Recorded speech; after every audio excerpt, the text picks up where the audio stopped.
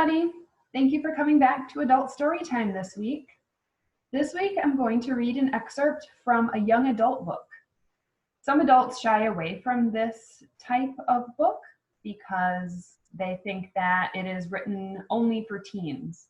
And while it's true, the main audience is the teen population, these books do have a lot of really great qualities. They usually have a lot of dialogue. They have a fast-moving plot, so it really engages you quickly, and the story moves along at a fast pace. And so it really grabs your attention and keeps it from the beginning to the end. This book is by an author named Kwame Alexander. He has written a couple of middle grade books, and then he's also written 2 young adult books. All of the books he's come out with so far are books written in verse. So basically just a book of poetry, but you read all the poems together to get the whole story. This one is called Solo. It's about a boy whose dad was a famous musician and fell on some hard times, kind of fell from fame. And so the boy is dealing with that and also trying to find himself in the world and a lot of the things that typical teenagers and adults who have been through that part of their life can relate to. Okay, and this book is available on Hoopla, so you can check it out today if it sounds interesting. So I'm going to start with a chapter called The After Party. There was always another party, more loud music, more loud groupies, booze, and still more groupies. I was 9. He grabbed me and held a sizzling cig in front of my face, only it wasn't a cig. He blew smoke circles around me and left. My boy. The band uncles got in on the joke too, and I stuck my tongue in a shot glass full of whiskey, soaked it up like a dirty sponge. I loved making them laugh. The whiskey hurt my throat and stung my eyes, but the laughs were epic. Before I knew it, I was taking my finger and dragging it across powdered sugar that looked like ant snow trails on the table. Rutherford was too busy kissing his ego to notice. I tasted it once, twice, and a few more times, trying to find that sugar sweet, but it wasn't sweet. It was salty, bitter, and it coated my mouth in numbness. I woke up in the ICU, frightened and embarrassed by my father, who sat by my bedside, crying in handcuffs. Hollywood Report. Rutherford Morrison has kept rock alive for 25 years. His band, The Great Whatever, is credited with introducing a new flavor of hard rock to America with the release of their triple platinum album, The History of Headaches. Even after acrimonious band breakup, Morrison continued to have an illustrious solo career, selling 30 million albums worldwide. His music has lasted the test of time until now. 8 years ago, he was arrested for reckless endangerment of his child, and he hasn't released an album since. Most recently, he's managed 3 DUIs and a drug overdose that almost sent him to a rock star reunion with Kurt Cobain and Amy Winehouse.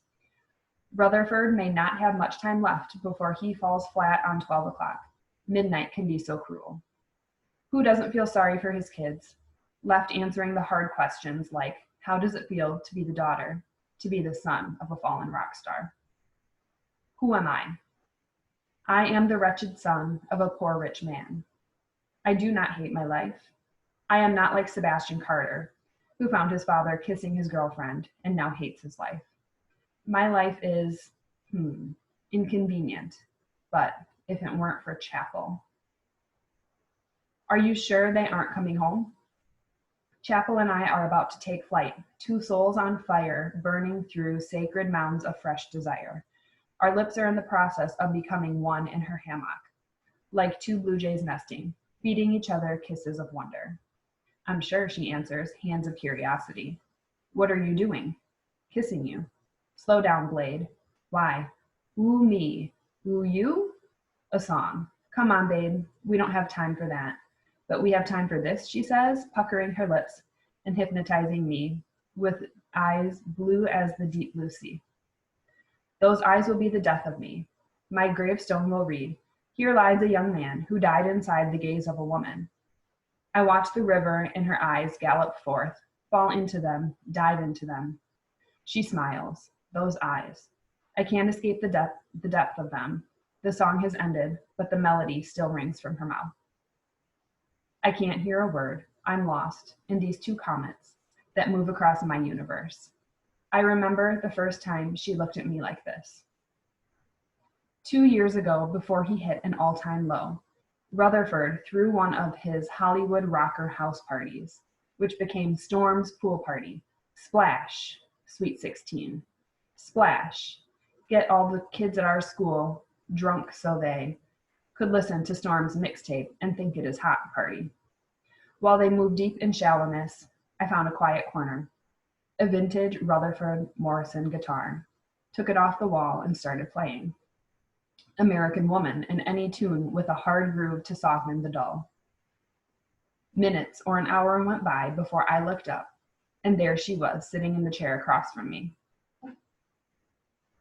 Her legs with dancer calves entwined like twin yellow flowers, her skin, amber sun, and those pretty blue eyes just watching me like she cared.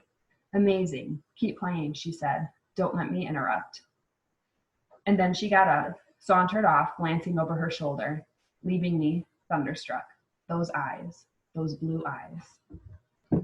Again, the title of that one was Solo by Kwame Alexander. He's got another one called Swing, and then his middle grade ones are The Crossover, and I hope you enjoyed that, and we'll see you back next time. Thank you.